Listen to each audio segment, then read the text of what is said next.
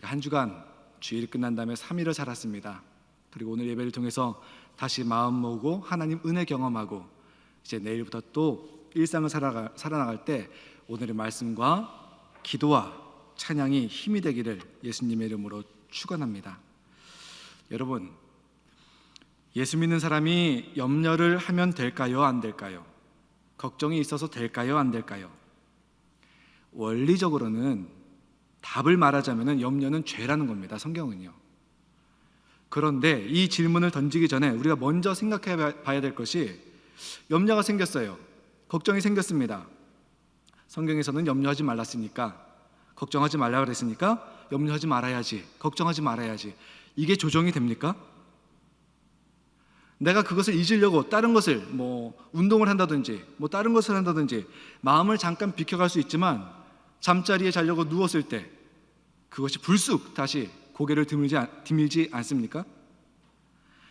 애써 무시하고 말아야지 의지적으로 차단하려고 해도 그것이 안 됩니다. 그러면은 성경은 염려하지 말라고 했는데 어떻게 하면 염려를 좀 덜어내고 안 할 수가 있을까? 오늘 고린도 전서가 말하는 것이 뭐냐면, 오늘 말씀 말하는 것이 뭐냐면은, 이 고린도 교회는 그 어느 교회보다 성경에 대한 지식이 뛰어난 성도들로 구성이 되어 있었습니다. 이단이나 사이비가 오면은요, 정확한 교리를 말하고 그들을 반박하고 오히려 전도도 할 수 있는 언변도 있었던 그런 사람들입니다. 은사도 많이 나타났습니다. 간증도 많았고요. 예수님께서 이제 곧 오실 것이다, 종말론적 신앙을 갖고 사는 그런 교회였습니다. 그런데 문제는 그런 지식, 그런 열심이 독이 됐습니다. 그래서 파당을 만들게 되고, 그것이 교만이 되다 보니까 성도가 성도를 서로 공격하고 정죄하고 비난하고 정작 회개해야 될 죄에 대해서는 함구하는 그런 문제들이 발생을 했습니다. 이 고린도 교회가 건강한 하나님의 교회로 설 수 있을지 성도들도, 또 교회를 개척한 사도 바울도 염려와 걱정이 되지 않을 수가 없었습니다. 이런 가운데 사도 바울이 편지로 말하는 것, 오늘 고린도전서 13장 13절 말씀은 뭐냐면은, 너희가 자랑하는, 좋아하는, 말하는 예언, 방언, 지식, 이런 은사 참 많은데 이런 은사들 사라질 수 있다. 하지만 믿음과 소망과 사랑은 너희 안에서 영원히 남을 것이다. 이렇게 말하는 겁니다. 오늘 한 절 말씀인데요, 그런즉, 이렇게 고린도전서 13장 13절이 시작을 하고 있습니다. 그런데 이것이 원어로 좀 다시 한번 보자면은 한 가지 단어가 더 추가됩니다. 그런즉 이제는 이라는 그런 단어가 하나가 추가됩니다. 그래서 그런즉 이제는 믿음, 소망, 사랑, 이 세 가지는 항상 있을 것인데 그 중에 제일은 사랑이라. 이제는 시간에 대한 단어입니다.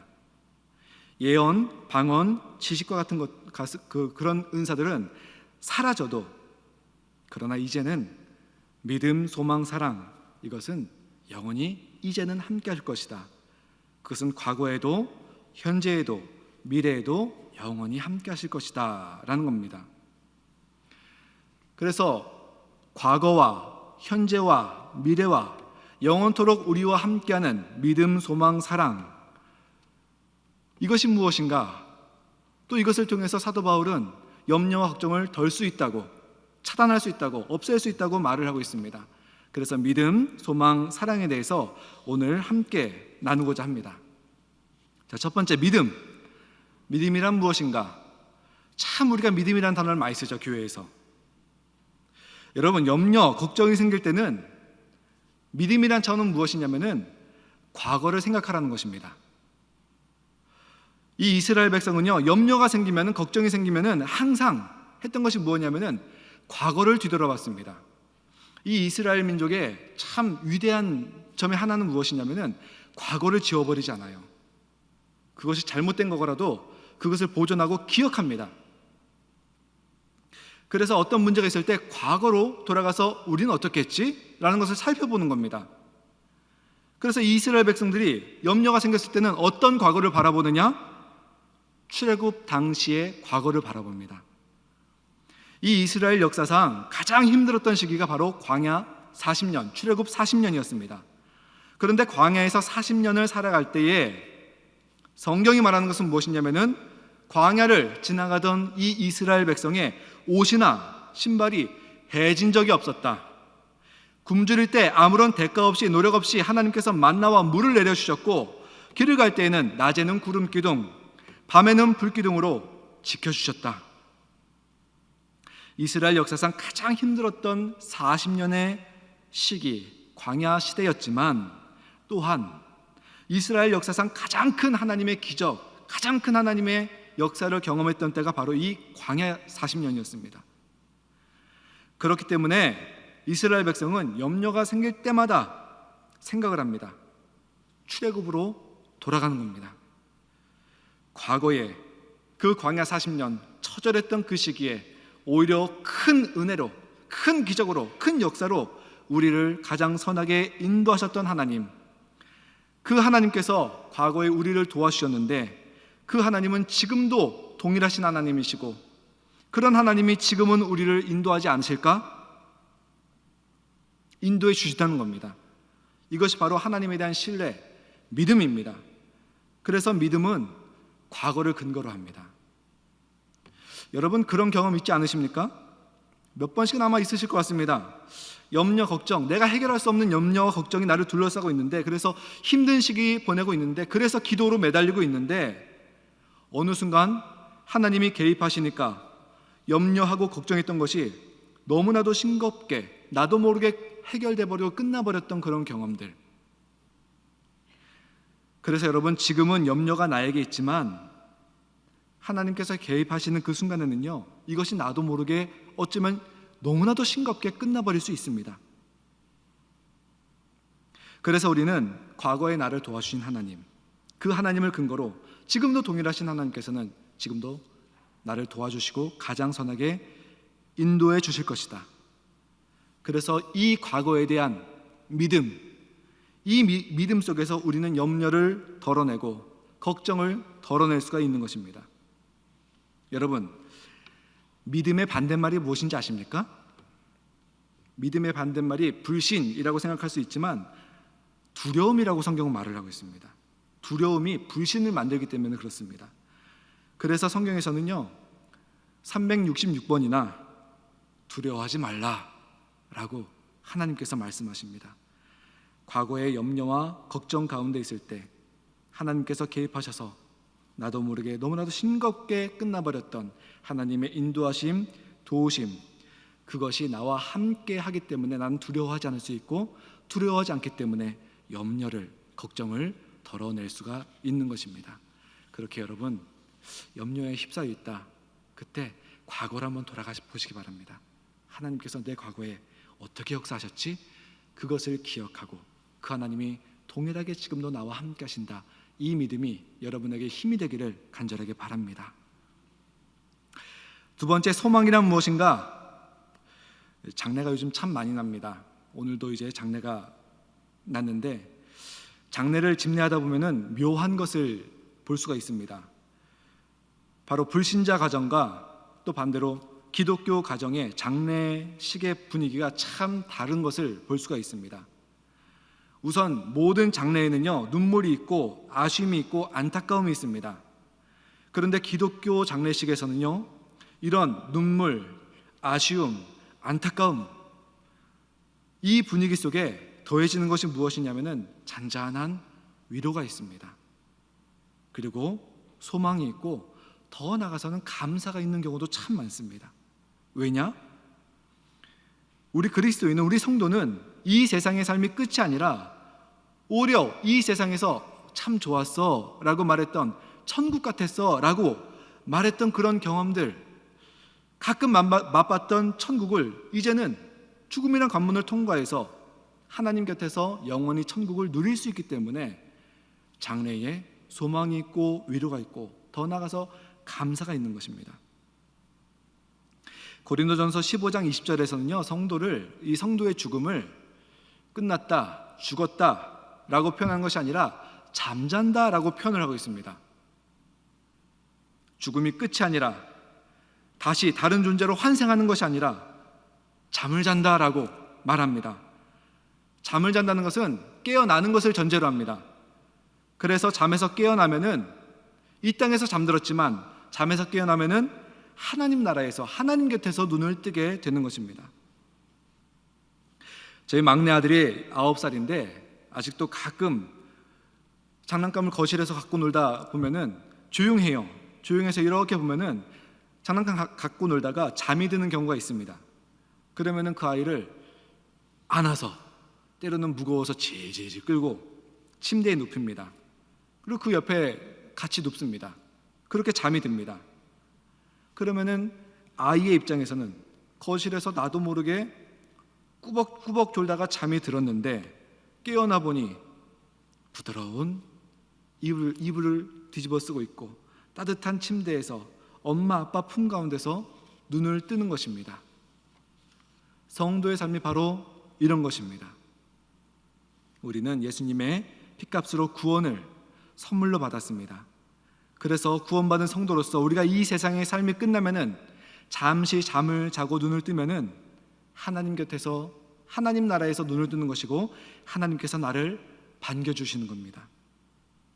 이 세상에서 아쉬움이 남고 누리지 못한 것이 있다 할지라도 천국에서 하나님께서 그보다 좋은 것으로 갚아주실 것이고 이 세상의 수고에 대한 칭찬을 하실 것이고 상급을 주실 것입니다.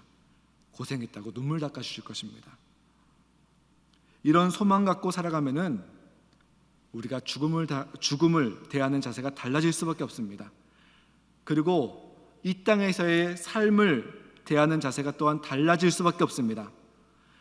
우리가 매일매일 삶 속에서 하루하루를 귀하게 여기고 천국의 소망을 갖고 살지 않으면은 우리가 예측할 수 없는 죽음 앞에서 어쩌면은 천국을 찾지 않을 수도 있습니다. 그래서 천국의 소망을 갖고 산다. 내가 미래를 바라다보며 천국을 바라다보며 소망을 갖고 산다는 것은 바로 하루를 소중히 대한다는 것입니다. 그래서 이 믿음이라는 것이 과거에 하나님께서 행하셨던 그 역사를 바라보고 동일하게 지금도 나를 도와주신다, 인도하신다라는 것이라면은 이 소망이라는 것은 미래를 바라보는 것입니다. 내가 가야 될 그 나라, 내가 만나야 될 하나님, 그 천국을 바라보고 하나님을 바라보면서 이 땅의 시간을 소중하게 여기는 것입니다. 그래서 믿음은 과거를 근거로 한다면은 소망은 미래를 근거로 하는 것입니다. 우리 성도님들께서 하나님 나라를 바라보며 하루하루를 소중히 생각하며 천국을 준비할 수 있는 귀한 성도 되기를 예수님의 이름으로 축복합니다. 그렇다면 사랑은 무엇인가? 믿음, 소망, 사랑, 과거와 미래를 말씀드렸습니다. 그러면 사랑은 당연히 현재겠죠. 하나님께서 과거에 나를 도와주셨듯이 지금도 나를 가장 선한 길로 인도하신다는 믿음, 우리 성도의 미래는 죽음으로 끝나는 것이 아니라 천국에서 영원한 삶이 기다리고 있다. 그렇기 때문에 천국을 준비하는 오늘이 소중하다는 소망, 그래서 과거와 미래, 믿음과 소망이 우리 삶에 자리를 잡습니다. 그렇다면 이 현재 나는 하나님의 사랑을 받는 자녀라는 확신이 생기게 되는 겁니다. 믿음과 소망을 통해서 하나님의 사랑을 지금 확신하고 경험할 수 있다는 겁니다. 우리 안에 하나님의 사랑을 경험하고 확신하면은 우리는 이 땅에서 오늘 살아갈 때 사람 눈치 보는 것이 아니라 세상과 차별되는 것을 두려워하지 않고 하나님 바라보면서 당당하게 살아갈 수가 있습니다. 여러분, 사람은 언제 사랑받는다고 느끼는지 아십니까? 세 가지가 충족되면은 아, 나 사랑받고 있구나라고 한다고 합니다. 첫 번째는 뭐냐면은 내가 중요한 사람이다. 두 번째는 나는 유능한 사람이다. 능력 있는 사람이다. 세 번째는 나는 사랑받을 만한 가치가 있는 사람이다. 하나님께서 이렇게 우리를 대해 주십니다. 하나님께서 나는 온 우주에 하나밖에 없는 그런 사람으로 봐주십니다. 예전에 제가 이제 수원 구치소 사역을 하였습니다.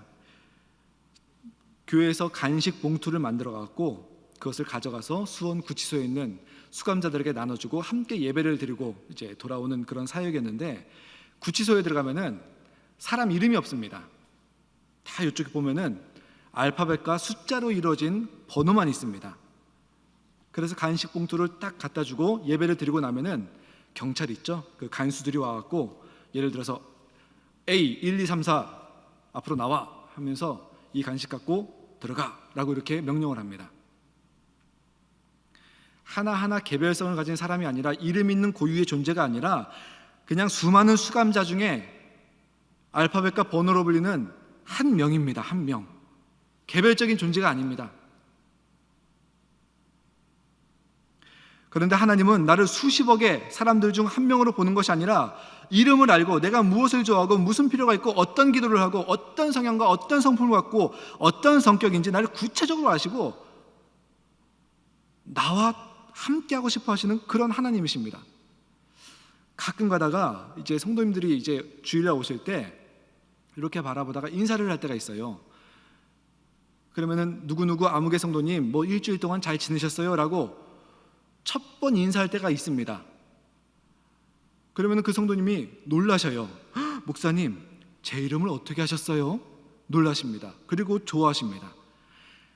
일개 목사가 자기 이름을 알아주는 것만 해도 그렇게 기분이 좋은데 이 우주의 창조자이시고 또 모든 사람들의 창조자이신 하나님이 내 이름을 기억하시고 내가 무엇을 좋아하고 내가 무엇이 필요하고 내가 지금 어떤 기도를 하고 있고 나를 구체적으로 아시고 그런 나와 함께하고 싶어 하시는 하나님이다. 하나님께 나는 그렇게 하나님께 소중한 존재이다 라는 것이 얼마나 큰 사랑을 받는 것인지 우리는 알 수 있어야 됩니다.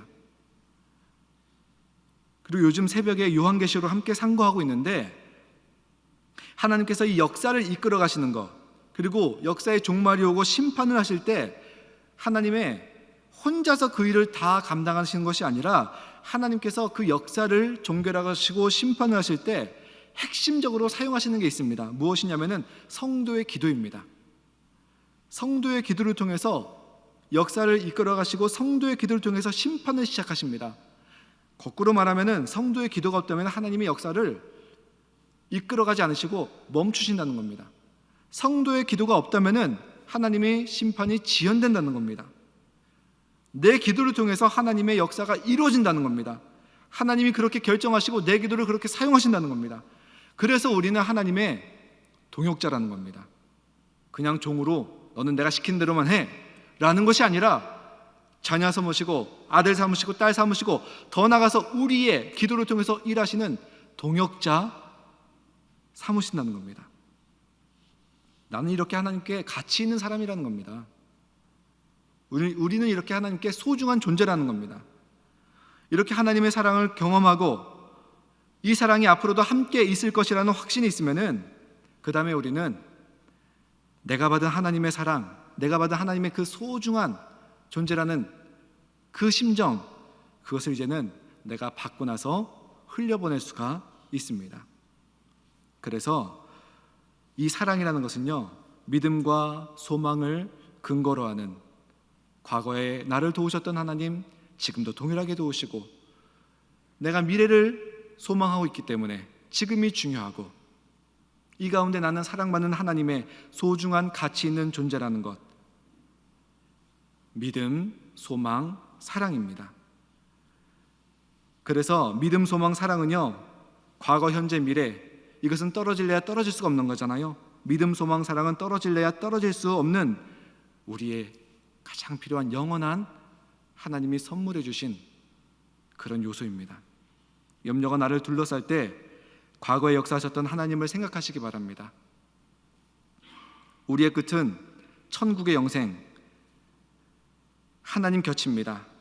그렇기 때문에 그 소망을 붙잡고 오늘 하루를 소중히 여기시며 살아가시기 바랍니다.